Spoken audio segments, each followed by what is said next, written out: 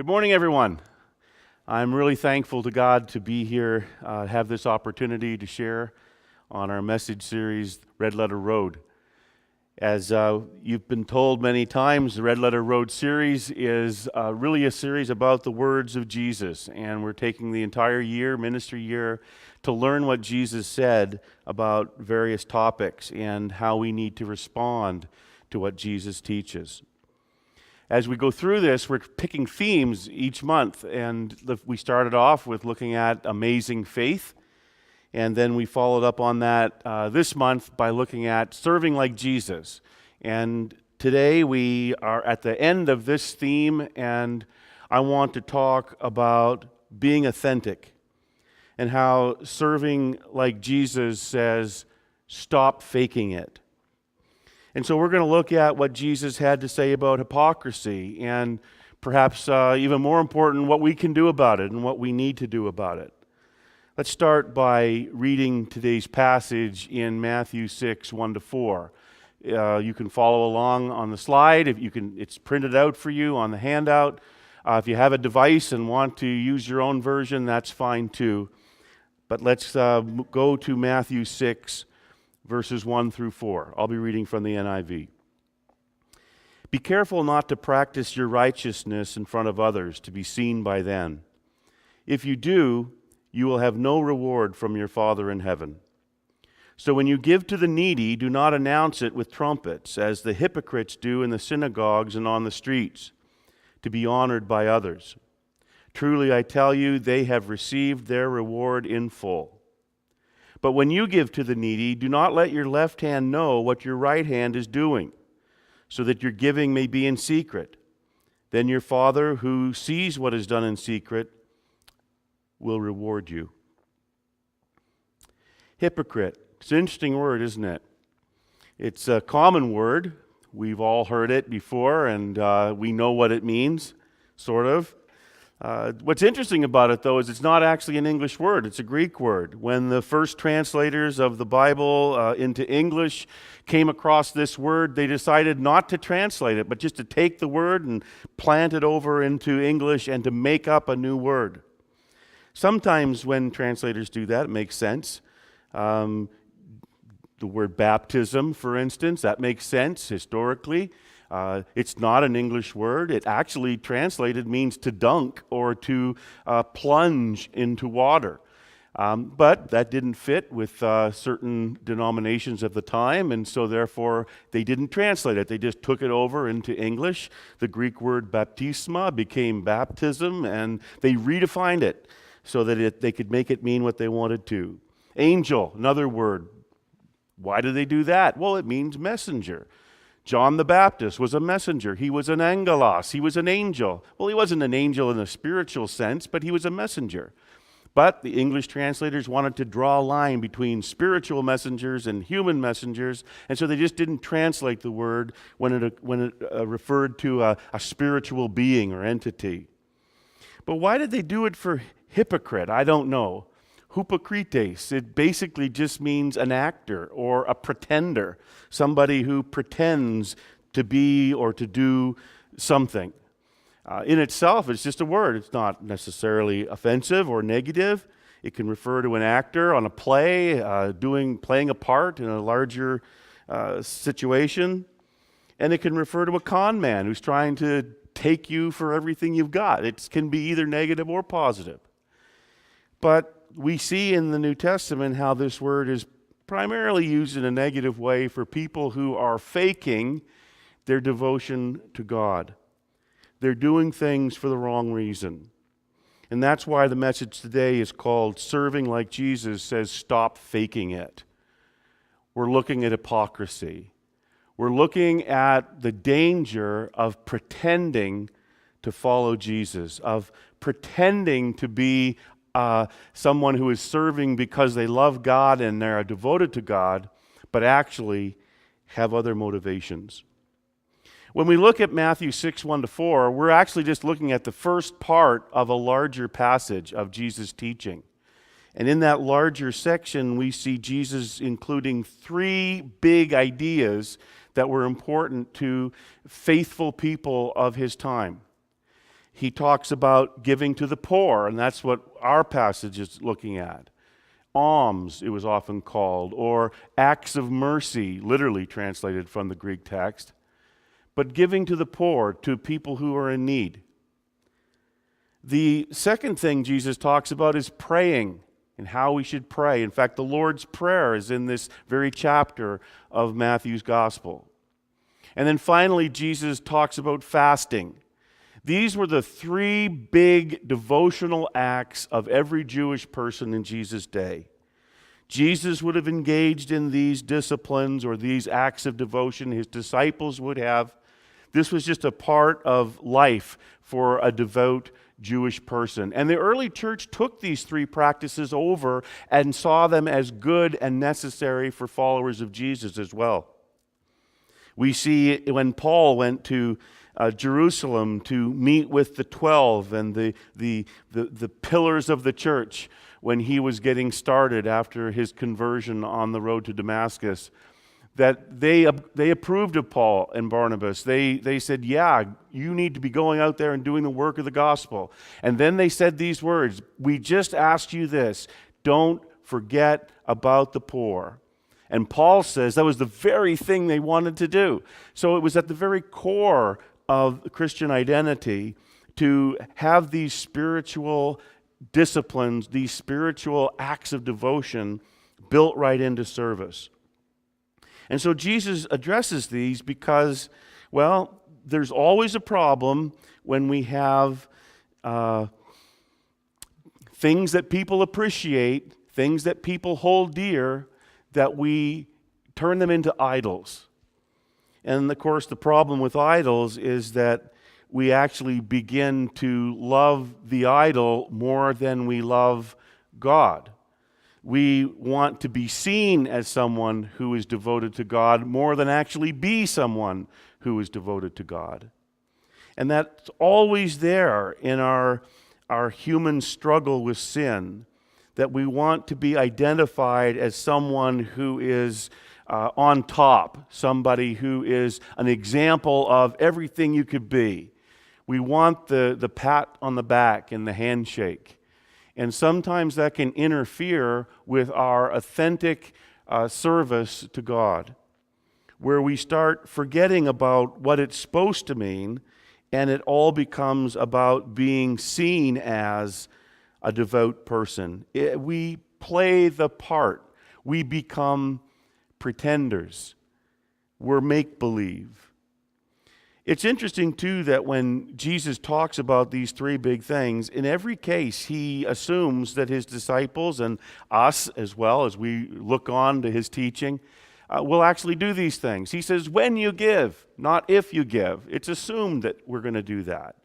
He says, when you pray, not if you pray. It's essential to our spiritual lives to pray. Jesus says, when you fast, not if you fast. It's part of the routine of following God in Jesus' day. And Jesus gives us reasons why we need to be engaged in these things. Now, while we see that in the text, I just want to maybe have a disclaimer right up front. And that is that maybe you're saying, well, I don't know if I'm ever 100% authentic at anything. I know I would probably feel that way. There's always going to be the nagging feeling of, oh, someone complimented me on something that I did. I feel good about that. Oh, no, I've lost my reward. Or so we try to hide things that don't necessarily need to be hidden. The flip side of this, of course, is people who say, I'm not 100% authentic on that, therefore I'm not doing it. I can't serve in that capacity with a pure 100% perfect, authentic motivation, therefore I'm just not doing it. And Jesus isn't saying anything about that. That's a whole different problem altogether. What Jesus is saying is that if you're doing something for another purpose, for another reason, to get all the glory yourself, that you're not going to have any credit spiritually, that it's not going to benefit your spiritual life and your spiritual growth, your relationship with God. Giving to the poor giving to the hungry, feeding the hungry, still feeds hungry people, even if you're doing it as a hypocrite. I can give thanks to God when a hypocrite gives to feed the hungry, even though I don't give thanks for their hypocrisy. I give thanks that the hungry people are being fed. A good work is a good work. It's not nullified because of somebody did it for the wrong reasons or not 100% pure. The issue is that particular person, that doesn't advance them in their spiritual life. That doesn't connect them with God in the way that God intended good works to connect us to Him. Paul says in Ephesians 2:10 that we're God's handiwork, God's masterpiece, I think the Message says. We're created in Christ Jesus to do good works. That's our purpose, to do good works, which God prepared in advance for us to do. And those good works are good works. And we're always going to be struggling with having the right motivations for doing things for the right reason. The struggle is fine. The problem is when we just give up and say, well, I don't know what to do. I guess I'll just get all the kudos and all the praise that I can. Then at least I'll feel good about myself as I do this. And Jesus is speaking into that desire to be seen as a good person, to be seen as a devout person, to be seen as someone who loves God, but you don't really care as much about loving God. You care about being seen as a person who loves God. And that's why Jesus tells us in no uncertain terms that good deeds need good intentions. They're good deeds, but if we want them to be a part of our spiritual growth, if we want them to be a part of developing a relationship with God, our Creator, the one who has created us in Christ Jesus to do good works, we need to have the right motivation, the right intention as we engage this kind of life. You know, the reason why intention is important is because God created us with souls and spirit, heart, a mindset that was completely in tune with Him in the garden. We walked with God. We were one with God. Everything God did made sense to us. But then sin entered the world and kind of messed up our gears, got some gunk in our gears, so to speak. And now things aren't as clear for us. We don't understand everything that God's doing. We have trouble trusting Him at different points in our lives. And sometimes it's hard for us to have the right motivation or intention as we do good works for Him. And that's part of our struggle. But the purpose of doing good works, it's not so that we can earn credit with God. It's not so that we can somehow win over the praise of the angels or something like that. The purpose is because we're out of step with God now. Our hearts have been changed. Our souls are out of tune. And God is calling us to get back in tune. God is calling us to get back in sync.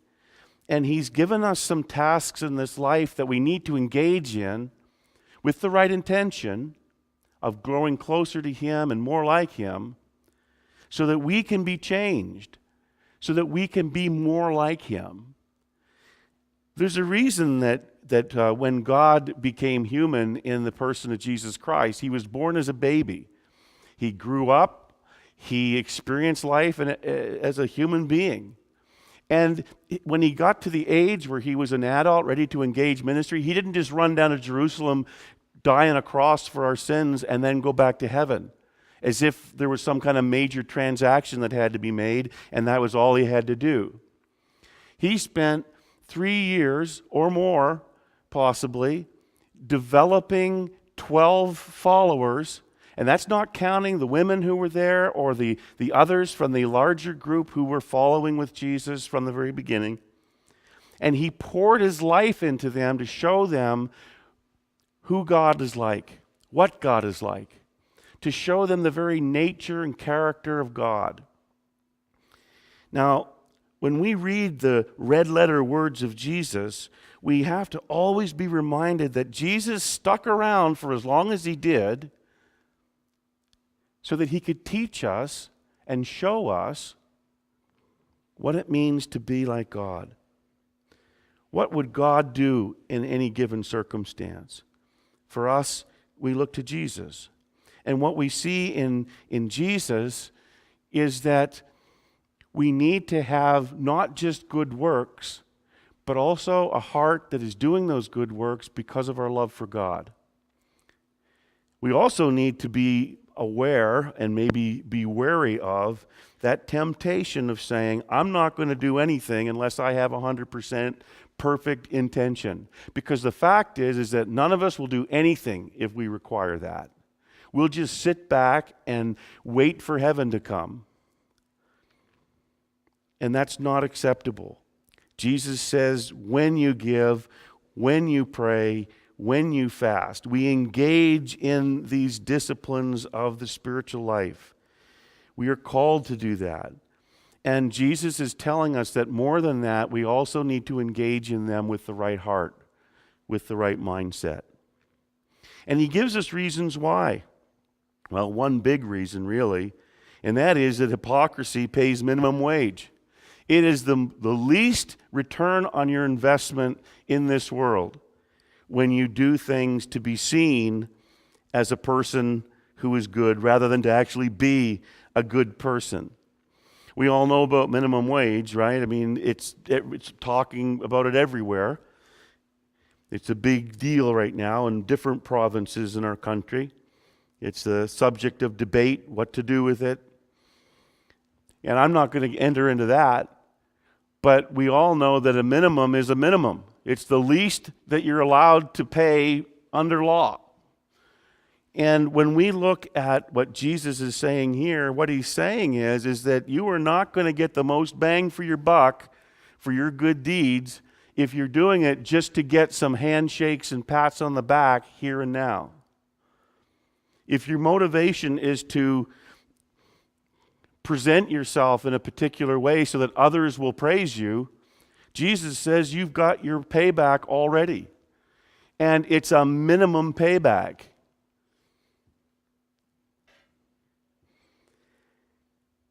And when we think about what it could have been, we realize how tragic it is. I mean, think about this. If all of heaven is, if the angels are looking down at the deeds of people, and they see you serving with a love for God, they can say, God, look at what that person's done because they love you. And all of heaven breaks out into a cheer because there is nothing greater than loving God with your whole heart, mind, and soul. You have done an eternal thing, and God is praised by everyone in His presence. And if you don't do that, if we just want to get a couple of, 3 cheers in the room, so to speak, and look how great you are, well, you get your 15 minutes of fame, and that's it. You've been paid in full. There is an eternal potential to the things that we do, Jesus says. Some people feel uncomfortable talking about rewards and whatnot. What reward do we need? Jesus paid it all. I agree. I don't even know what rewards are. I don't even know how to talk about that in terms of what they actually are. But there's something, because Jesus talks about them, Paul talks about them. The New Testament is filled with this idea of somehow there being an eternal reward. And each person receiving a reward according to their life. Now, I don't know what that is. It's a mystery. But it's something. It's something. And Jesus is saying that if we work with the wrong intention, then we will get the minimum return on our investment, which is just a good name in a local community, which is good. But the thing is, you'll get that anyway.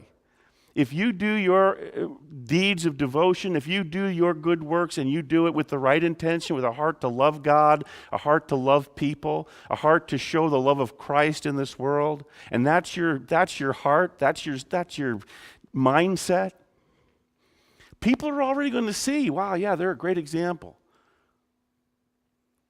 The difference is what you're doing it for.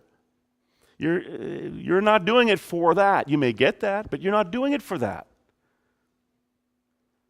Some people are a little uptight, perhaps, about people recognizing their good work as if somehow now they've just blown it eternally. That's actually not biblical.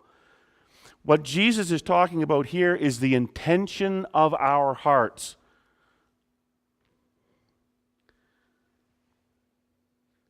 And we need to be smart workers, maximizing our wages, smart investors, maximizing our investment.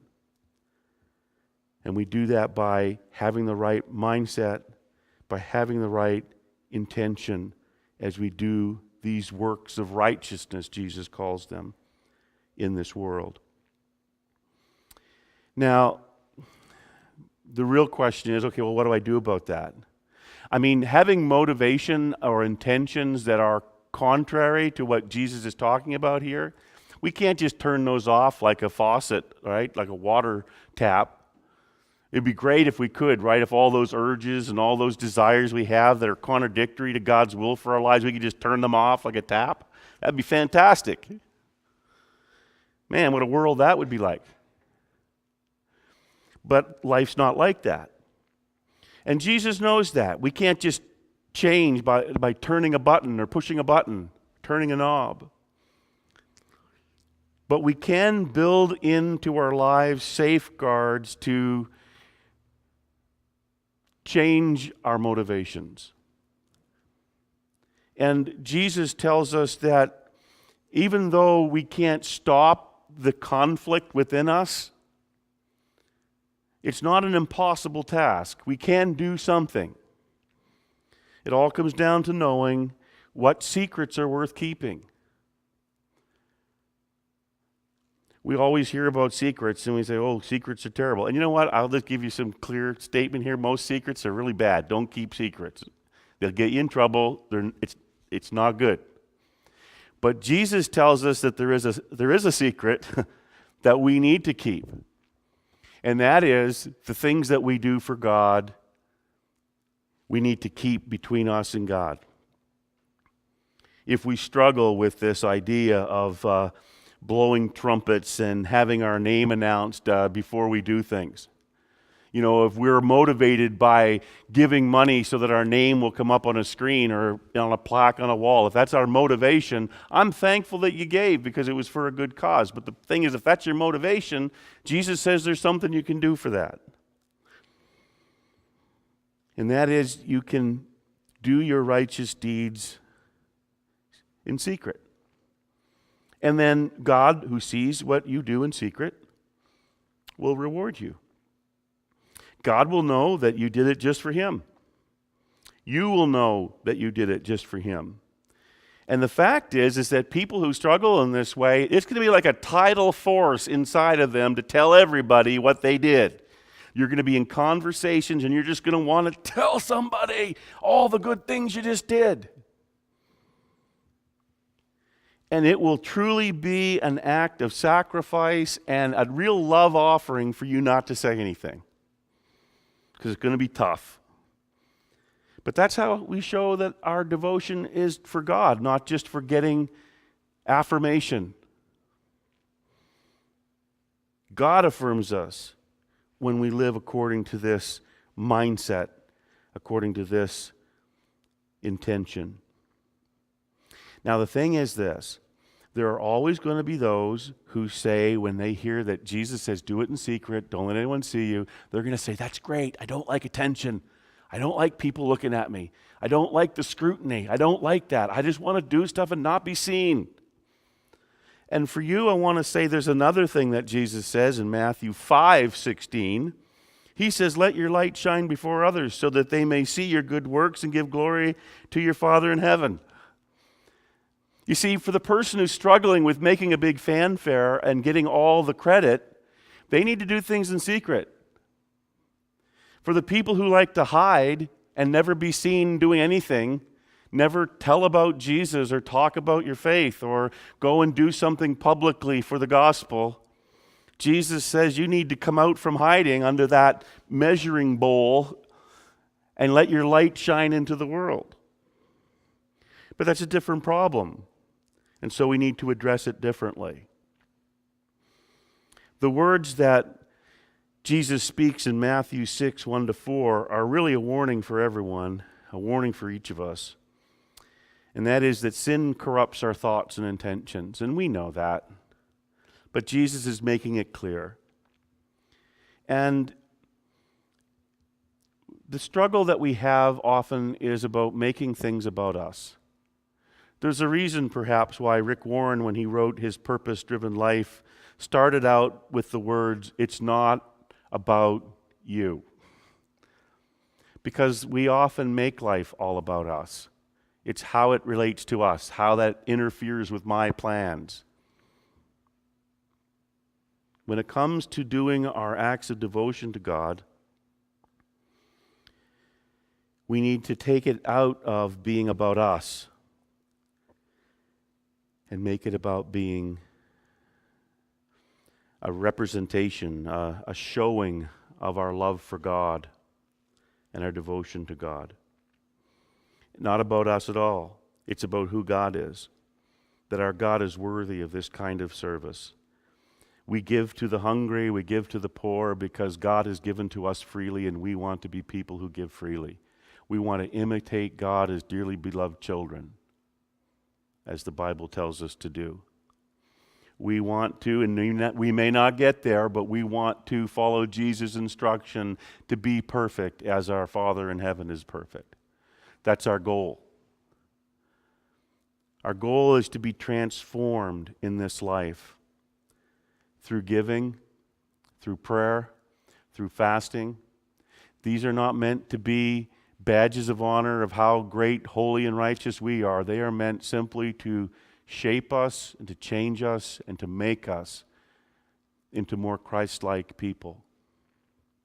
And when we get in sync with God's purpose for our lives and what we're actually doing, we will start to see incredible change happen in our mindset, in our thinking, in our hearts. Some of the sludge in the gears of our soul gets loosened up and expelled.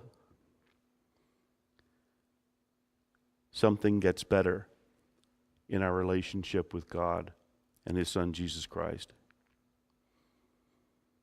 It's only when we understand the corrupting influence of sin in our lives that we're always going to have challenges with intention of why did I do that? Why do I want to tell people so much about the things I did? Why do I want to get a pat on the back from some person instead of pleasing God? That's the struggle. And Jesus knows that's our struggle. And that's why He gives us a course correction here in this teaching, Matthew 6, 1-4. If we want to serve like Jesus served, we need to have a heart that is true to God in everything. Jesus' heart was true to God in everything. Everything He did, everything He said, was not to build Himself up and make Himself look like a hero. It was to give glory to His Father in heaven because of His deep and abiding love for His Father. And Jesus calls us into that same kind of life. True righteousness and mercy are rooted in truth, in authenticity, of having an authentic life in God. And that's why serving like Jesus means stop faking it. Amen. I'll turn it over now to the campus pastors.